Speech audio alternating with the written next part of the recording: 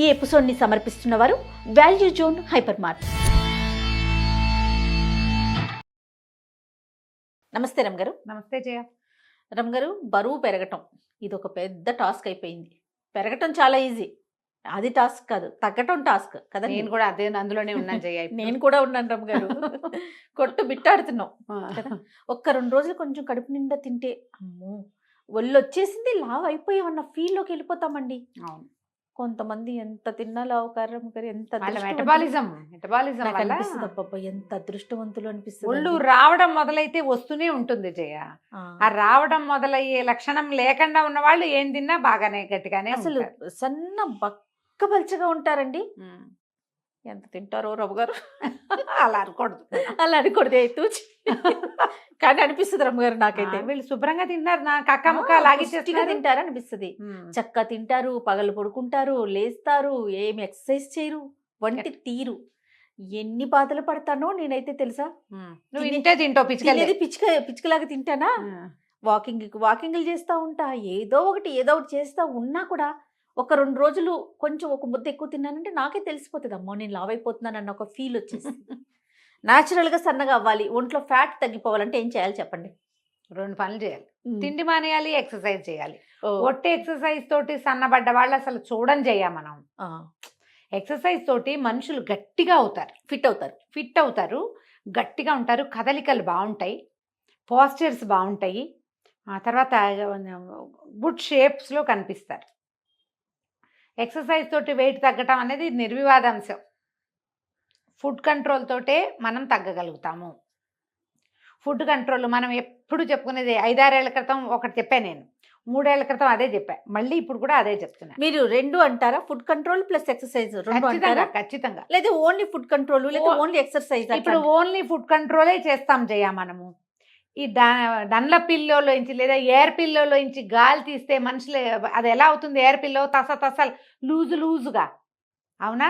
నువ్వు డైట్ చేసి సన్నబడిన వాళ్ళు, గుడ్ షేప్లో ఉన్నారని గబుక్కును గుర్తొచ్చిన వాళ్ళని ఒక్కళ్ళనైనా చెప్పు. నువ్వు ఎవ్వరు లేరండి. షేప్లెస్గా అయిపోయిన వాళ్ళు 100 మంది గుర్తొస్తారు, సెలబ్రిటీస్తో సహా. గుర్తు చేసుకో, నా మాట అబద్ధమైతే. సెలబ్రిటీలు దాకా కాదు, నాకు మా ఆయనే గుర్తొస్తున్నా. ఈ వీడియో చూస్తే నన్ను చంపేస్తారేమో గడి. తగ్గిపోతే మీకు తెలుసు కదా రమ్మ గారు, ఎంత డ్రాస్టిక్గా తగ్గిపోతాడంటే అన్ని మానేసి మళ్ళీ అసలు ఎంత షేప్. అదే మీరు అన్నట్లుగా పిల్లో కనుక ఎట్లా అయిపోతుంది. పెద్ద పిల్లోలో బాగా నిండుగా పత్తి కూరిన పిల్లోని సగం తీసేస్తే డీలాగా ఏడిసినట్టు ఉంటారు. ఊరెళ్తే రమ్మ గారు కొంతమంది పెద్దవాళ్ళు అయితే పక్కకు తీసుకెళ్ళి, ఏంటి బాబు ఏదైనా సమస్య అంటారు, ఏదైనా ప్రాబ్లం అంటారు, హెల్త్ బాగోట్లేదా, లేకపోతే పర్సనల్ గా బాగోట్లేదు, ఇంకా రకరకాల ప్రశ్నలు అనమాట. నిజంగా రమ్మ గారు కదా. అస్సలు మీరు డైట్ చేసేవాళ్ళు ఇప్పుడు ఎన్ని రకాల డైట్లు వచ్చినాయి. మనమే సుమన్ టీవీయే బోల్డని డైట్లను ప్రమోట్ చేస్తుంది, బోల్డని యోగాల్ని ప్రమోట్ చేస్తుంది. యోగా చేయండి, లేదా ఎక్సర్సైజ్ చేయండి, పిలాటిస్ చేయండి, జూంబా చేయండి, ఏమైనా చేయండి. దాంతోపాటు డైట్ కంట్రోల్ కూడా చేయండి. అదేదో డైట్ తీసుకుని మీరు సన్నబడితే ఎంతమందిని చూసాను చేయ, అద్భుతమైన డైట్లు ఏమీ తినకుండా వటించి ఉండి 18 కిలోలు, 20 కిలోలు, 30 కిలోలు తగ్గిన వాళ్ళని కూడా చూసాం. ఆ తగ్గిన వాళ్ళు అదే వెయిట్లో మెయింటైన్ కావాలి అంటే ఎక్సర్సైజ్ మస్ట్. వాకింగ్ చేస్తాను, ఎంతసేపు వాకింగ్ అంటావు. వాకింగ్ తోటి నువ్వు తగ్గేది, వాకింగ్ తోటి ఏంటంటే నువ్వు చకచకా నీ కదలికలు బాగుంటాయి. అవును, దాంతో నువ్వు తగ్గేదైతే లేదు, అస్సలు ఉండదు. కానీ వాక్ చెయ్యాలి. అప్పుడు ఏమిటవుతుంది, మనకి శరీరం చులగ్గా ఉంటుంది, యాక్టివ్గా ఉంటాం మనం. వాక్ చేస్తే ఇప్పుడు ఎక్కడికైనా గబుక్కుని కాస్త నడవాల్సి వస్తే, ఈ రోజువారీ వాకింగ్ అలవాటు లేని వాళ్ళు ఏడుస్తారు దేవుడు అని. ఏ గుళ్ళోకి వెళ్తే కాళ్ళు పీక్కొస్తూ ఉంటాయి, కంఫర్టబుల్గా ఉండదు. మన జీవన క్రియలు కుంటుపడకుండా ఉండాలంటే వాకింగ్ మస్ట్. కానీ వాకింగ్ ఫర్ వెయిట్ లాస్ కానీ, వాకింగ్ ఫర్ గుడ్ షేప్ కానీ, వాకింగ్ ఫర్ ఇంకోటి ఏదో కానీ ఎవరైనా చెప్తారా మనకి? లేదండి, చెప్పరు. 8 కిలోమీటర్లు నడిచే వాళ్ళని కూడా చూస్తాం మనం రోజుకి. నడిచేస్తారు, అలాగే ఉంటారు. వాళ్ళు చక్కటి షేప్స్లో మారినట్టు ఉంటారు. చక్కటి షేప్లోకి మారాలంటే శరీరానికి తగిన ఎక్సర్సైజు. నేనైతే ఆల్ ద టైము సూర్య నమస్కారాలే నమ్ముతాను. యోగాకే మీరు సూర్య నమస్కారాలు కనుక చేసి, ఇప్పుడు నేనైనా వెయిట్ పెరిగాను కానీ ఆర్డ్ షేప్లో రాలా ఇంకా నేను, బికాస్ ఆఫ్ సూర్య నమస్కారాలు. ఆన్ అండ్ ఆఫ్ చేస్తూనే ఉంటా జయ. నేను ఎంత ఒళ్ళొంగితే అంత వస్తుంది అంటారా రమ్మగారు? కరెక్ట్ షేప్లో ఉంటారు జయ.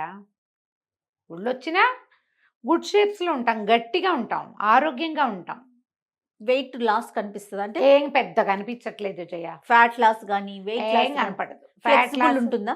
ఫ్లెక్సిబుల్ గా ఉంటుంది, ఇది బాడీ ఫ్లెక్సిబుల్ గా ఉంటుంది. మొన్న కాదు, కొంతకాలం క్రితం ఫ్రిడ్జ్ మీద ఏదో ఉంటే, మా పెద్ద ఫ్రిడ్జ్, పెద్ద ఫ్రిడ్జ్, జంబో కదా అది. ఆ జంబోగా నువ్వు చూసావుగా, ఆ పక్కన ఒక కుర్చీ వేసుకుని పైకి ఎక్కి ఆ ఫోటోకి ఏదో తుడవబోయేది. అక్కడ ఒక పెద్ద పిక్చర్ ఉంది.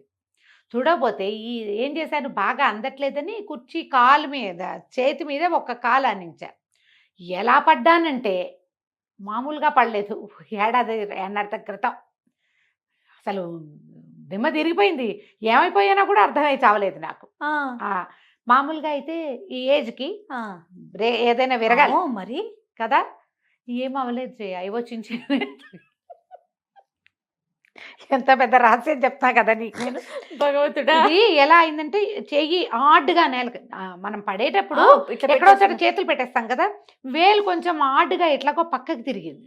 ఒక 2-3 రోజులు వాపు ఉంది. ఎక్స్రే తీయించాం, ఏమైనా విరిగిందా అని. ఏం లేదు, ఒక ఆడ్గా అయింది. అలా అప్పుడే అటు ఇటుగా మా అక్కయ్య కూడా ఇలాగే పడింది. తనకి ఇక్కడ విరిగిపోయింది. తనకి ఆ సర్జరీ అవసరపడింది. మేమిద్దరము ఒకేలా పడ్డాం. ఒక 4-5 కేజీలు తేడా ఉంది మా ఇద్దరికి, అంతే. ఒక 4 కిలోలు తేడా ఉందేమో. తనకు కొంచెం షార్ట్, నాకంటే. నేను పడ్డాను తెలిసి మా అక్కయ్య పిల్లలందరూ కొట్టిపోయింది. కనీసం ఏదో ఒక ఎక్సర్సైజ్, యోగా ఉంటుంది కాబట్టి ఈ బాడీ అంత సులువుగా విరగలేదని జడ్జిమెంట్ ఇచ్చారమ్మా. మాకు ఒక ఆయుర్వేదిక్ ఫ్రెండ్ ఉన్నారు, తను కూడా అదే చెప్పాడు. అవునా? నీ ఎక్సర్సైజ్ ఉండటం వల్ల నీకు ఫ్లెక్సిబుల్గా ఉంది బాడీ, ఓకే, ఇది తక్కువ ఉంటుంది అని. అవునో కాదో డాక్టర్లు ఎవరైనా చెప్పాలమ్మా. నేను పడిన పొజిషన్కి చాలా అవ్వాలి నాకు. కుర్చీ ఎలా అయిపోయిందంటే అది నానా రకాలుగాను అయింది, పనికి రాకుండా. అసలు చెప్పా కదా, తలకాయ ఎక్కడ పడ్డాను, ఏమైపోయానో కూడా చాలాసేపటి దాకా అర్థం కాలేదు. అమ్మో, అలా జాగ్రత్తగా ఉండాలి రమ్మ గారు కదా. ప్లాస్టిక్ వాటి మీద గబుక్కుని ఎక్కకూడదు. ఇది ఒక పాఠం. అయితే మనకి ఈ యోగా కానీ ఎక్సర్సైజ్ కానీ ఉన్న వాళ్ళకి బాడీ ఫ్లెక్సిబుల్గా ఉంటుంది. అవును, గట్టిగా ఉంటుంది, గుడ్ షేప్లో ఉంటుంది. నువ్వు 4 అడుగులు ఎక్కగలుగుతావు, 10 అడుగులు నడవగలుగుతావు, ఏదైనా వంగి తీయగలుగుతావు, ఇతరుల సహాయం లేకుండా బరువెత్తేయగలుగుతావు. ఇవి అవసరం కదా. మరి ఇప్పుడు నువ్వు ఒట్టిగా డైట్ కంట్రోలే చేస్తావు, డైటే చేస్తావు, సన్నగానే అవుతావు, వెయిట్ తగ్గించేస్తావు. నీ బాడీకి డైట్ వల్ల ఫ్లెక్సిబిలిటీ వస్తుందని కానీ, గుడ్ షేప్ వస్తుందని కానీ, స్టామినా పెరుగుతుందని కానీ ఎవరైనా చెప్పారా? స్టామినా వచ్చేది ఎక్సర్సైజ్ వల్ల. బోన్ స్ట్రెంగ్త్ స్ట్రాంగ్ అయ్యేది ఓన్లీ కండరాలు గట్టిగా ఉంటాయి, శక్తి పెరుగుతుంది, మనకి శక్తి నిలవలు పెరుగుతాయి, పనిచేసే క్షమత పెరుగుతుంది. మీరు ఒట్టిగా తగ్గటం అంటే, ఇప్పుడమ్మా ఏవో ప్రాబ్లమ్స్ తోటి లావ్ అవుతారమ్మా. థైరాయిడ్ వల్ల వెయిట్ పెరిగిపోతారు చాలామంది, డిప్రెషన్ వల్ల వెయిట్ పెరుగుతారు, అనేక రకాల మానసిక సమస్యలు, హార్మోనల్ ఇంబ్యాలెన్స్ వల్ల లావ్ ఎక్కుతారు. వీటికి మనం చెప్పలేం. అలా కాకుండా ఫుడ్స్ వల్ల లావ్, ఇప్పుడు హార్మోనల్ ఇంబ్యాలెన్స్ వల్ల లావ్ అయ్యే వాళ్ళు కూడా మీరు యోగా చేయండి, మీరు చక్కగా గట్టిగా ఉంటారు. థైరాయిడ్ వల్ల లావెక్కిన వాళ్ళు యోగా చేయండి, గట్టిగా ఉంటారు. కాదని చెప్పమని ఎవరినైనా, ఎవరు చెప్పరు. కానీ మీరు డైట్ చేయండి మీరు గట్టిగా అవుతారు అని మాత్రం ఎవరు చెప్పరు. డైట్ కంట్రోల్ వల్ల మీరు వెయిట్ తగ్గిపోతారు. డ్యామ్ షూర్, అది డ్యామ్ షూర్, అందులో ఏ అనుమానము లేదు. దాంతోపాటు మీకు ఇంకేం కావాలో ఆలోచించండి. ఒట్టి వెయిట్ తగ్గటమేనా? ముందు స్టామినా, స్ట్రాంగ్నెస్, స్ట్రెంగ్త్ కావాలి. స్ట్రెంగ్త్ కావద్దు, గుడ్ షేప్ ఎవరికైనా కావాల్సిందే కదా, ఫ్లెక్సిబిలిటీ ఎవరికైనా కావాలి. వాటి కోసం కూడా ట్రై చేసేటట్టయితే ఫుడ్ కొంత కంట్రోల్ చేయండి. మనమే చేసుకునేది. ఎక్కడికైనా వెళ్ళి డబ్బులు కట్టేమనుకో, వాళ్ళు ఎలాగో మన చెక్కేస్తారు. డబ్బులు చెక్కబడతాయి కాబట్టి మనం కూడా చెక్కబడతాం కొంత. మీరే స్వయంగా చేసుకునేటట్లయితే ఫుడ్ కంట్రోల్ ఎలా చేస్తారంటే, పోర్షన్ కంట్రోల్ చేసుకోండి. ఇది ఈజీ మెథడ్. అన్నీ మానేసి బతకలేం మనం. బెంగ వస్తుందమ్మా, ఫుడ్ మీద బెంగ. శరీరం కూడా వీడు ఫుడ్ ఇవ్వరేమో వీళ్ళు అని దాచిపెట్టుకోవటం మొదలు పెడుతుంది.